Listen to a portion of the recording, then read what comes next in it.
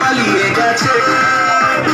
এমনি এমএলএ ছিল, লুটের টাকার বকরা নিল। এমনি এমএলএ ছিল, লুটের টাকার বকরা নিল। এখন আর দেখা মেলে না। এবার ভোটে হাল ফেরাবো, লাল ফেরাবো তাই। এবার ভোটে হাল ফেরাবো, লাল ফেরাবো তাই। এবার শান্তি চাই, এবার শান্তি চাই। সব দরকার নেই, শুধু শান্তি চাই।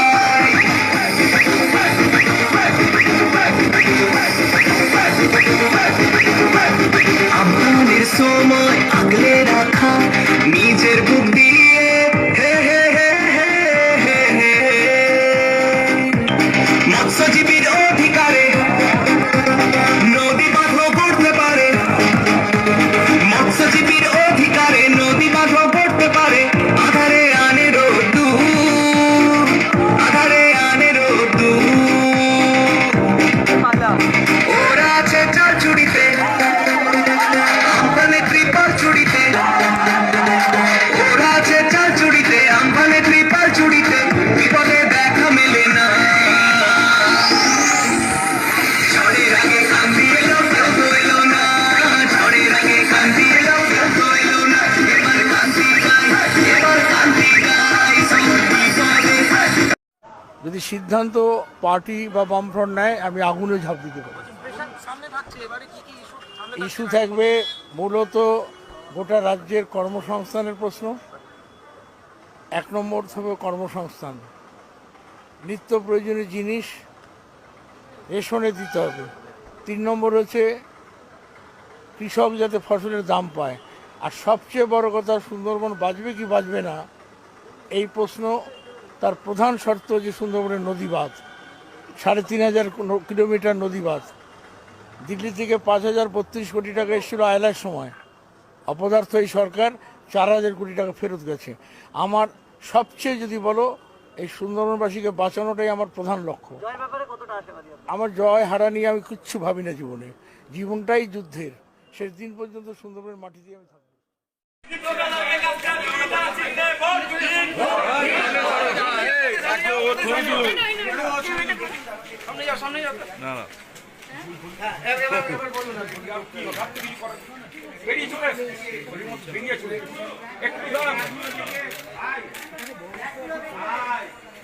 আমার পিছু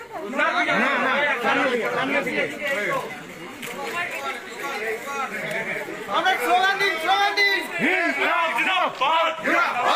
আমরা কৃষিদারকে কাছে আতুরিতা চিহ্নে ভোট দিন, জাতীয় যুব সংঘে ভোট দিন বাড়িতে। সামনে আসো, সামনে আসো। ভোট দিন, আস্তে আস্তে, আস্তে আস্তে, আস্তে আস্তে, আস্তে আস্তে। সব পিছনে, সব পিছনে, সব পিছনে।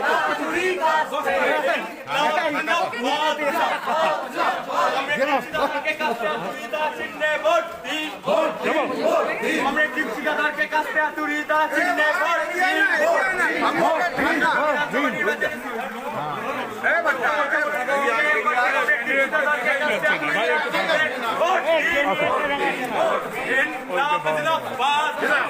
এটা দিয়ে নিয়ে যাবো, এটা দিয়ে, এটা দিয়ে, এটা দিয়ে, এটা দিয়ে, এটা দিয়ে।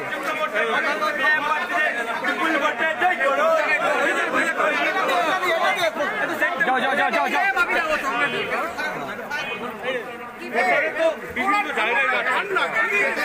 একটুখানি সামনেটা খালি করো, সামনেটা একটু খালি করো, সামনেটা একটু খালি করো। কোন দিকে যাবে? সামনেটা খালি করো তো, সামনেটা একটুখানি সামনেটা খালি করো। ভাওতাবাজি ধর্মের নামে যে সমস্ত রাজনীতি হচ্ছে তার ভাই তুই পেছো তো, আরে পেছনে আর সামনে এই লোগো তো বাবাই দা লোগো নিয়ে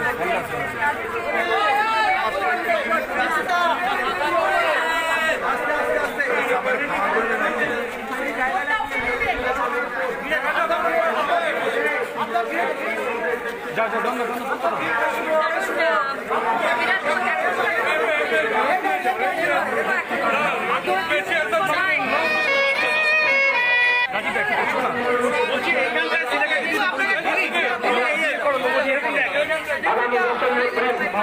আপনাদের মূল্যবান গণতান্ত্রিক অধিকার তার সমর্থনে প্রয়োগ করবেন এবং পশ্চিমবাংলার বুকে সংযুক্ত মোর্চার বিকল্প সরকারকে প্রতিষ্ঠিত করবে।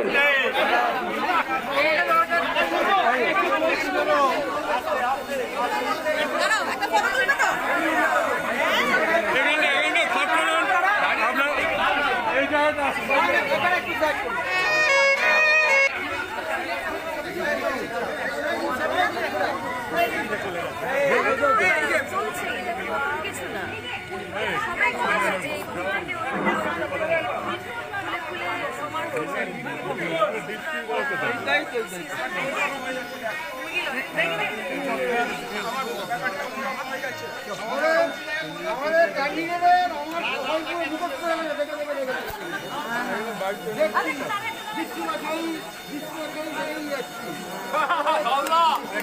তোমার ডায়লগ হেভি আমাদের গাড়িটাকে আগে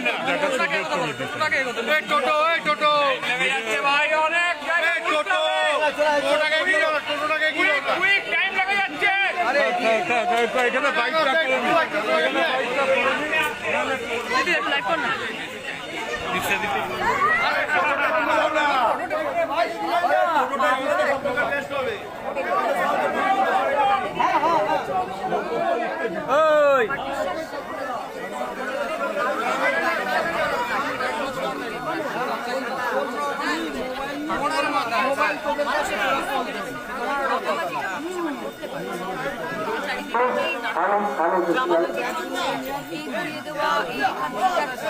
জানি না এর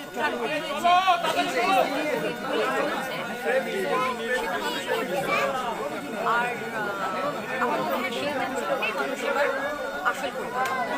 তারকা বলতে আপনিও তো একজন তারকা না আমি আর্টিস্ট, আমি নিজেকে সেলিব্রিটি বা তারকা বলতে পছন্দ করি না। আমি একজন আর্টিস্ট এবং আমি আমাদের মতো যারা আমরা তারা বিক্রি করতে পারি না, পারলে তো অনেক কিছু পাই। সুতরাং আমি যেটা মনে করবো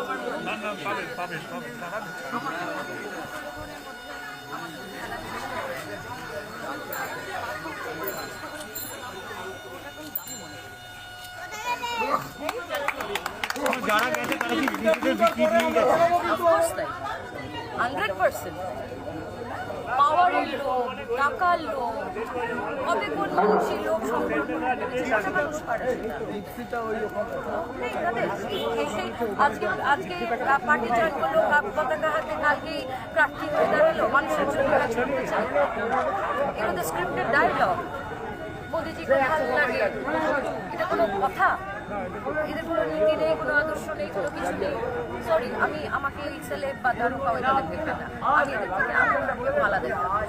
তারা কি সেই জগতে সাকসেস পায়নি বলে কি এখন পলিটিক্যাল সাকসেস কোনটাকে আপনি সাকসেস বলছেন, আমি সাকসেস নাও বলতে পারি। আমার অনেকগুলো ছবি না করেও আমি যেটা চুজ করছি আমি এটা করবো এবং রাতে একটা নিশ্চিন্তে করবো, কারোর কাছে কোনো কনফিউজ দেওয়ার নেই, আমার নিজের কাছে ছাড়া। নিজের কাছে আমি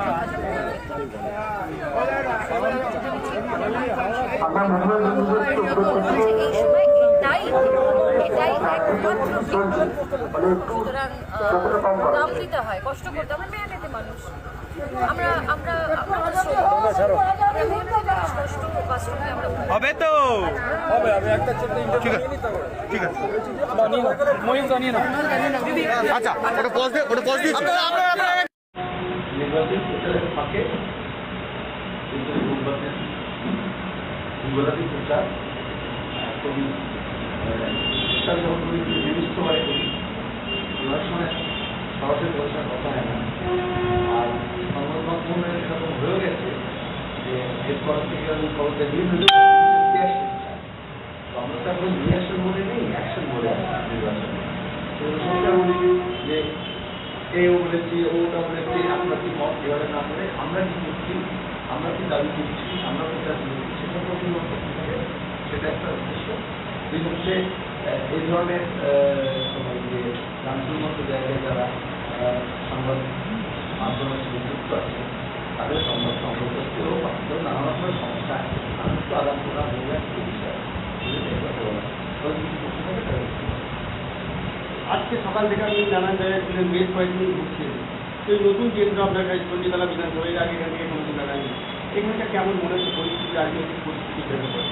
সে গোটা রাজ্যতেই আমাকে রাজ্যব্যাপী আর ওটা কোনো একটা এলাকাবাসী হয়ে যাবো এবং কাউকে একজনকে দাঁড়াতে হয়। এখানে যারা আমাদের কর্মীরা তারা সবাই মিলে লড়াই করছে, তার সঙ্গে আমি প্রাপ্তি হিসেবে যোগ দিয়েছি। আমি প্রাপ্তি নাও তাদের সাথে লড়াইটা হচ্ছে দরকার। আর আমি প্রাপ্তি হচ্ছে যারা কর্মীরা বলছে আমার কেউ আরো হয়তো করতে পারবে যে আরো বেশি জোরদার হচ্ছে লড়াইটা এবং মনের জোর যেমন হয়েছে এবং অনেক নতুন অংশের মানুষ এই নির্বাচনে যুক্ত হয়েছে। কিন্তু এই ক্ষেত্রে বলি না, আশেপাশের সমস্ত কেন্দ্র অন্যান্য জেলার তাই ওটা রাজ্যের হচ্ছে আমার এখানে দাঁড়ানোই প্রশ্ন করেছে অনেকে বিরোধীরা। বহিরাগত বলে একটা প্রশ্ন, অন্য কোনো প্রশ্ন নেই বলে এগুলো পরে এই বহিরাগত শব্দটাই সম্পর্কে বোঝা উচিত যে আমাদের সংবিধানে এরকম কোনো কথা লেখা নেই, তাই পরিযায়ী আছে এবং সেটা কেন্দ্র সরকারের দায়িত্ব। একটা রাজ্যের মানুষ যখন অন্য রাজ্যে যায়, বিজেপি তৃণমূলের প্রার্থীরা কোথাটা একটা রাজ্য থেকে একটা রাজ্যে যখন যায় তখন তাদেরকে বলা হয় ইন্টারনাল মাইগ্রেশন। কিন্তু আমরা করোনার সময় দেখেছি পরিযায়ী দিবসের সমস্যা, এটা কেন্দ্র সরকারের এখতিয়ার। আবার অন্যদিকে যখন এই আরএসএন গত 3 বছর ধরে বলেছে যারা পূর্ববাংলা থেকে মানুষ এসছে তাদেরকে বহিরাগত বলেছে, তাদেরকে অনুপ্রবেশকারী বলেছে, তাদেরকে ইলিগাল মাইগ্রেন্ট বলেছে, তাদেরকে ডিসপেরিয়া বলেছে, হয় তারা মানুষকে মধ্যে ভাগ করে জাত পাত ধর্ম বর্ণের নাম করে, তেমনি আরো নানান কৌশলের ভাগ করে। সেজন্য আমাদের পশ্চিমবঙ্গের মানুষ যখন মহারাষ্ট্রে যাবে বহিরাগত বলে, বাংলার মানুষ যখন আসামে যায় তাদেরকে বহিরাগত বলে, উত্তর ভারতের লোকের যখন দক্ষিণ ভারতে যায় তখন তাদেরকে বহিরাগত বলে। এটা হচ্ছে দক্ষিণপন্থী জায়গা। আমার খারাপ লাগে এটা এবারে বিজেপির থেকে তৃণমূল আরো বেশি ব্যবহার করছে। বিজেপি ব্যবহার করে যখন সিএ এনআরসি এনসিআর বিরুদ্ধে গোটা দেশব্যাপী লড়াই করছি আমরা, তখন আমি আসামে গেছি, শিলচরে গিয়েছি, করিমগঞ্জে গিয়েছি, তখন ওখানে আরএসএস বলেছে বহিরাগত, কিন্তু বাংলাদেশে গেছি। আবার এখানে দেখছি প্রথম থেকে করা হলো যে অন্য রাজ্যের নেতারা বিজেপি আসছে, ওরা কি করবে? ওদের যে রাজ্যে কোনো নেতা নেই, সংগঠনও নেই, ওরা তৃণমূল থেকে যা পুজো বাড়ি নিয়েছে, বিজেপি দিয়ে নিয়েছে, টলিউড থেকে নিয়েছে, বলিউড থেকে ওটা পায়নি, তো এখন তাইকে বলছে বহিরাগত। অথচ এই মমতা ব্যানার্জি যখন বাজপেয়ীকে দিকে মালপো খাইছিলেন সে কি সমাগত ছিল? সেও তো বিরক্তি হলো না। তাহলে কাকে বহিরাগত হলে কাকে পারে না? একজন সাধারণ মানুষকে এইভাবে তকমা দেওয়া হয়। যখন মমতা ব্যানার্জি মুকেশ আম্বানির কাছে যান তখন তিনি কিন্তু মহারাষ্ট্রে কিন্তু বহিরাগত নন। এইভাবে আমাদের রাজ্যে যখন মোদী গোব্যাক বলা হয়েছিল এনআরসির সময়, গোটা রাজ্য বলছিল, তখন মমতা ব্যানার্জি রাজভবনে দেখা করেছিলেন। আমি কাউকে বহিরাগত বলছি না। এটা মেক্সিকান যারা আসে আমেরিকায় তাদেরকে আমেরিকার দক্ষিণপন্থীরা যারা রেসিস্ট, যারা জাতিগত বিদ্বেষ করে তারা বলে বহিরাগত। ইউরোপে যারা আফ্রিকা থেকে আসে, এই এশিয়া থেকে যায় তাদেরকে বলা হয় বহিরাগত। লন্ডনে যারা আমাদের সাউথ এশিয়ান দক্ষিণ এশিয়ার থাকে, এখানে আমরা ভারত বাংলাদেশ পাকিস্তান করি, এদের সবাইকে বহিরাগত বলা হয়। এটা হচ্ছে দক্ষিণপন্থাদের কথা। একসময় সোনিয়া গান্ধীকে বলা হয়েছিল বিদেশি, বলা হয়নি। এটা কেন বলে? এটাকে রাষ্ট্রবিজ্ঞানে এটা হচ্ছে জেনোফোবিয়া, যা কিছু বাইরে সে সম্পর্কে একটা ভয় বা ভীতি সঞ্চার করে। কিন্তু এই নির্বাচনে যখন অংশগ্রহণ করা হয় এটা জনপ্রতিনিধিত্ব আইন অনুযায়ী হয়। এদেশের যে কোনো নাগরিক যে কোনো জায়গায় দাঁড়াতে পারে তার যদি ভোটার লিস্টে নাম। নরেন্দ্র মোদী যদি আহমেদাবাদ থেকে গিয়ে, গুজরাট থেকে গিয়ে আর বেনারসে লড়াই করেন, তারপরে গঙ্গা মাইয়া হমে বুলাইয়ে, তাহলে ঠিক হয়ে যাবে। মমতা ব্যানার্জি যদি কালীঘাট থেকে গিয়ে নন্দীগ্রামে গিয়ে দাঁড়ান, তাহলে তিনি কি? যদি আমি যদি রামপুর দেশে দাঁড়াই, এটা কলকাতা শহর গড়ে উঠেছে, তখন আশেপাশের জেলা, আশেপাশের রাজ্যের সব মানুষ এখানে এসে কসমোপলিটন কালচার তৈরি হয়। আর এই কসমোপলিটন যেটা মেট্রোপলিটন ডিস্ট্রিক্ট কলকাতা, সেটা হচ্ছে ডানকুনি থেকে উলুবেড়িয়া, ওয়াইপার থেকে কল্যাণী, এই সবটা মিলিয়ে হচ্ছে কলকাতা মেট্রোপলিটন ডিস্ট্রিক্ট, কিন্তু কলকাতা পুরসভা এলাকা নয়। এই শহরটা গড়ে তুলেছে যারা, তারা হচ্ছে সব সময় বিভিন্ন জায়গা থেকে এসছে, বিভিন্ন পেশার লোকেরা। আবার কলকাতা এত দামি দামি জায়গা হয়ে গেছে যে সেখানে মধ্যবিত্ত লোক থাকতে পারে না। তখন যারা যে এখানে কলকাতার চারপাশে মফস্বলে আরবানাইজেশন হয়েছে, ডানকুনির চারপাশে যেমন আমাদের দেখবে, কলকাতার মফস্বল হিসেবে ডানকুনি গড়ে উঠেছে এবং ক্রমাগত জনবসতি গড়ে ওঠে, যাদেরকে দেশ চালাতে হয়, রাজ্য চালাতে হয়, কারখানা চালাতে হয়, রেল চালাতে হয়, গাড়ি চালাতে হয়, আমাদের হোটেলগুলো চালাতে হয়, অফিসগুলো চালাতে হয়, তাদের খুব বড় শহরগুলো এমন খরচ তাদের আয়ের তুলনায় বেশি, সুতরাং তারা সেখানে থাকতে পারে না। কারণ তাদেরকে যেখান থেকে লোকাল ট্রেন যাতায়াত করে, যেখান থেকে বাসে চলে গেছে, তারা সেখানে গিয়ে বাসস্থান খুঁজে নেয়, একটা জমি কিনে নিয়ে হোক, সেখানে তারা ঘর বাড়ি করে। আপনি চণ্ডীতলা কেন্দ্রটা বাঁচলেন কেন? আরো তো অন্যান্য কেন্দ্র ছিল। ভাবনা বলি, এটা তো বেশতলা নয়, আমি ন্যাড়াও নয়। কথা আছে ন্যাড়া বেশতলা একবার যায়, বারবার যায় না। কিন্তু আমাকে চণ্ডীতলা আসতে কোনো বারণ নেই। কিন্তু এখানে যখন ছাত্র যুব আন্দোলন করেছি তখন থেকে আসছে। আবার কলকাতায় আমাদের মতো লোকেদের বসতি করে রয়েছে এই হাওড়া হুগলি উত্তর দক্ষিণ মেদিনীপুর থেকে তারা কি ওখানে বসতি করেছে। তাহলে এখানকার লোক যখন কলকাতায় যায় সে যেমন বহিরাগত নয়, কলকাতা থেকে এখান দেশ মতো বহিরাগত নয়। এদের কাছে কোনো অন্যদেরকে আমরা কি হচ্ছি, চাইতো তোলাবাজ, ঘুষখোর, চিটফাটের টাকা চুরি করেছে বা দাঙ্গা হাঙ্গামা করাচ্ছে, কিন্তু আমার সম্বন্ধে বুঝতে পারছে না সেরকম। সেটা একটা তকমা লাগাতে হবে, একটা উপাধি দিতে হবে। ওরা তবের মোহাম্মদ সেলিম বলে চলব, সেটাও বলে না। অনেকে আমাকে সেলিম দা বলে, কিন্তু আমাকে কেউ কোনো বহিরাগত বলে না। আচ্ছা, আমি কি রায়গঞ্জে দাঁড়িয়েছিলাম, তো রায়গঞ্জে এই তৃণমূল বিজেপি এই কথাটাই বলেছিল আমার সম্বন্ধে, তো ওখানে অংশ নির্বাচিত করেছিলেন। আবার প্রিয়ঞ্জন দাস মিশ্র দক্ষিণ কলকাতা থেকে এমপি হয়েছিল, হাওড়া থেকে এমপি হয়েছিল। এইগুলো নতুন সংস্কৃতি তারা করছে। এবং যারা দেব বলল, তাহলে অন্য জায়গায় জানি যে তারা কারা, কে ঘরের লোক, আমি কারণ নামে বলতে চাই না। তার পাশাপাশি তৃণমূল অভিযোগ করছে আপনি একটা বিশেষ সম্প্রদায়ের ভোটে ভাগ বসাতে এসেছিলেন। তুই ভাগাভাগি করে দেখি, কিসের ভাগ? যে মমতা যে বলছেন এই একটা জায়গায় দেওয়াল লেখা দেখলাম যে দিদি তুমি যুগ যুগ দিও, নিজেও কেউ আমাকেও দিও, ওটাকে ভাগ বলে।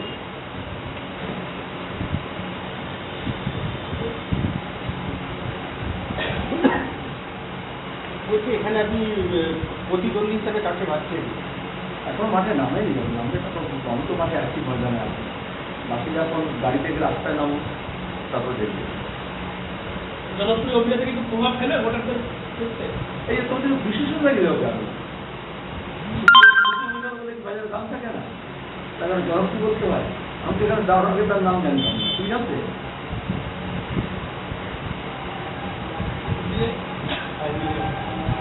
बोल रहे हैं कि चंडीगढ़ विधानसभा में आप कैंडिडेट हैं और 4 दिन से ही आप लगातार प्रचार रैली कर रहे हैं।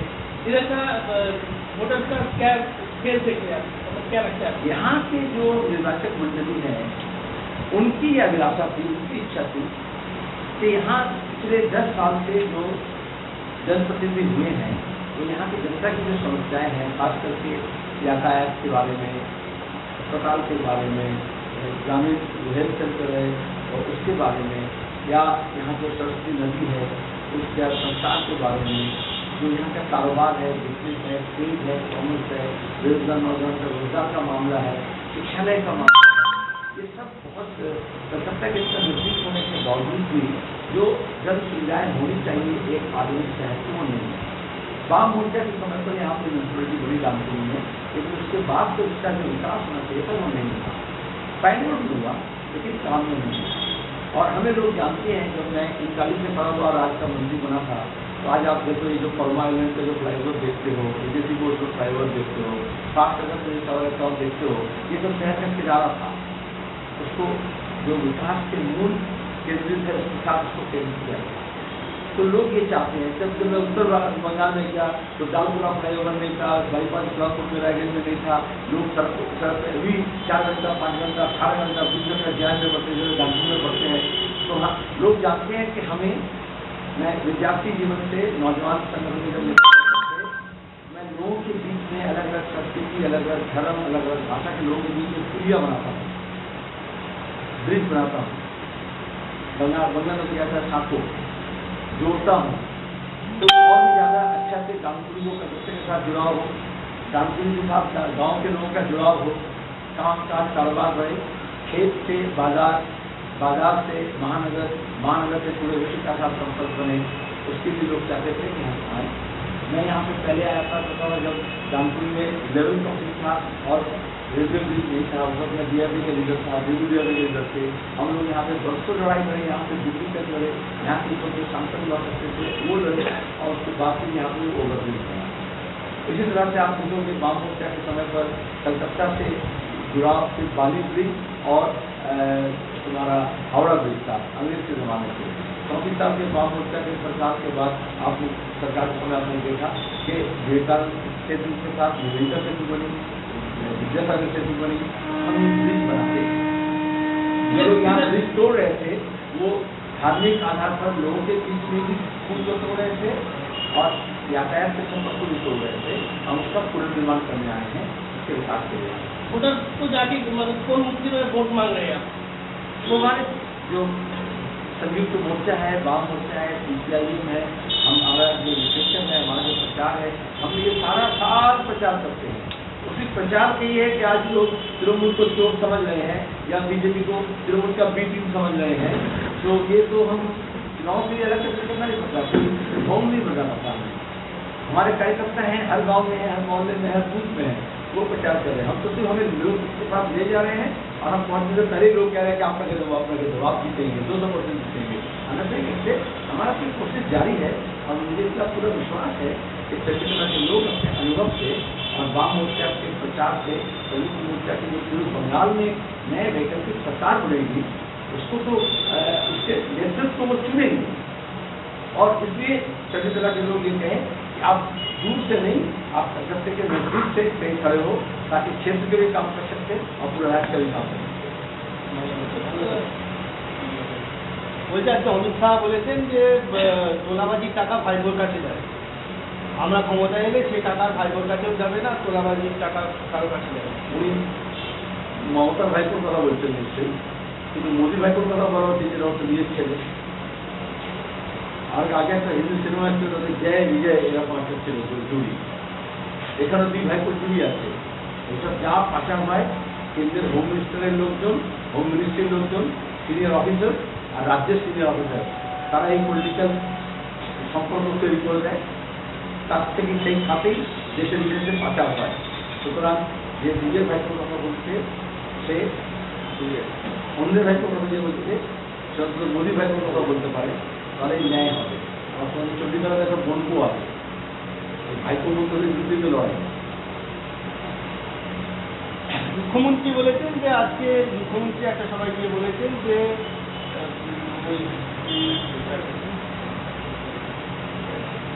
প্রথমেই বললাম যে অমিত শাহ বলেছে, মুখ্যমন্ত্রী বলছে যে বাইরে বেরো, খাঁচার মধ্যে কেন ঢুকে যাচ্ছে, খাঁচার বাইরে बोले कि तृणमूल बाहर से बाहर राज्यों से नेतृत्व के लेके प्रचार रोड शो कर रहे हैं। कल चंडीगढ़ में कैलाश विजयवर्गीय भी आए थे, क्या कहेंगे आप? बीजेपी के पास है तो कहाँ यहाँ बंगाल में संगठन भी नहीं है, नेतृत्व भी नहीं है। वो सब अलग अलग राज्य में कोटा दिए हैं, मध्य प्रदेश से इतना हजार भेजना पड़ेगा, वोटर भी भेजेंगे, वो गुंडे भी भेजेंगे और प्रचारक भी भेज रहे हैं, चाहे वो बिहार से हो, चाहे उड़ीसा से हो, चाहे झारखंड से हो, चाहे आसाम से हो। अब तो चलिए यहाँ पे आप देखें, सही मानों में आप अगर वो वीडियो देखें तो उसमें चंडीगढ़ से या कानपुर से कितने लोग थे, कौन है? बल्कि जो बीजेपी के प्रतिष्ठित नेता हैं यहाँ पे वो नहीं थे, जो तृणमूल से जो बीजेपी में गए थे वो नहीं थे, जो ऊपर से उड़ के आए और जुड़ गए वो थे, वो भी संख्या में कम थे। लेकिन तृणमूल का हालत है, वो तो भाजपा का हालत है।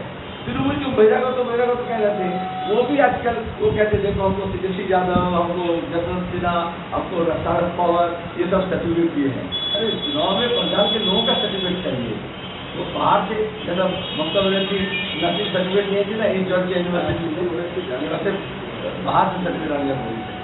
अगर आपका सरकार हम मतलब पावर में आते हैं तो आप लोग क्या क्या डेवलपमेंट करेंगे?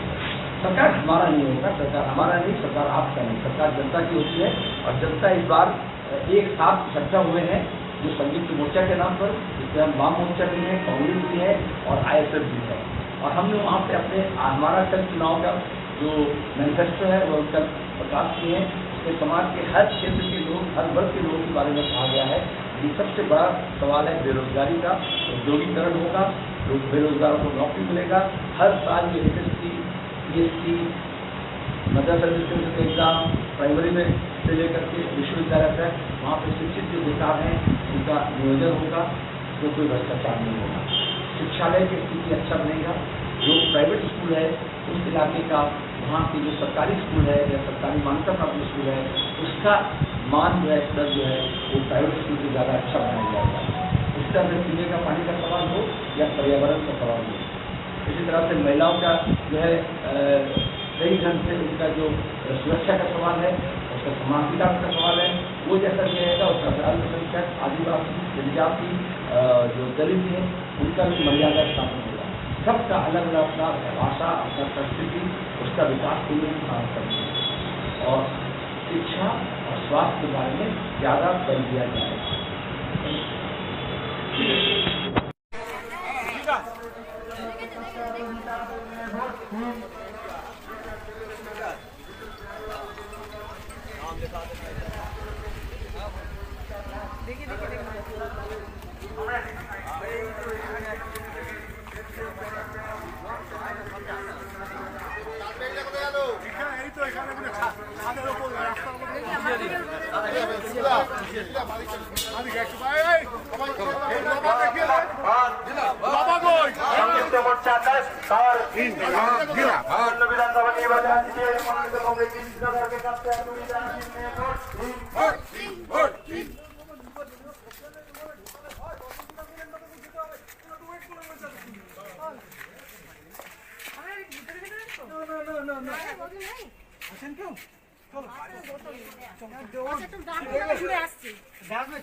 না ঠিক আছে পরে আবার তো আবার আসবো আমরা পরে আবার না ঠিক আছে ও পরে মানে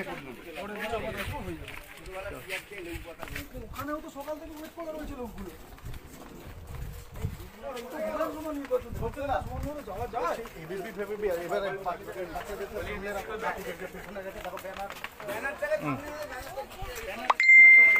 দিয়ে দিই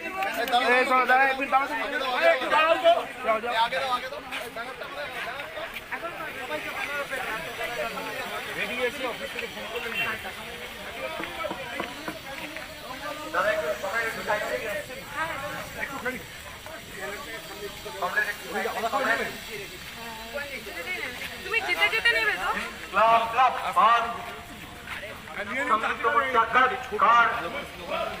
আগামী 10 এপ্রিল কমরেড চিহ্নে ভোট দিন।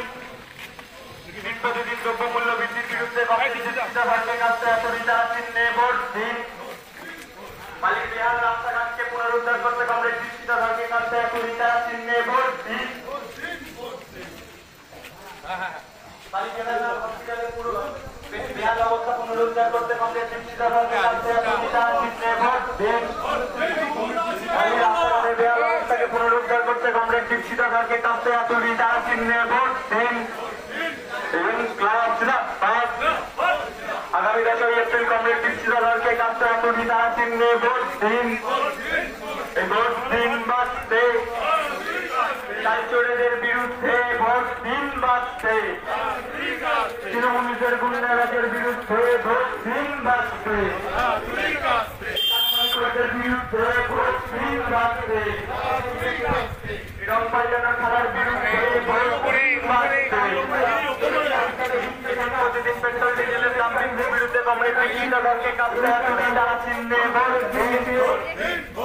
প্রতিদিন দ্রব্যমূল্যের বিরুদ্ধে কমরেড দীক্ষিতাধরকে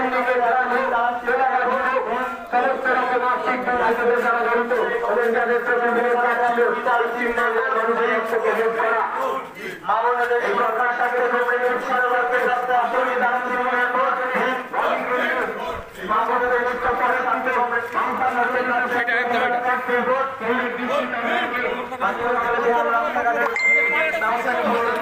রাস্তাঘাটে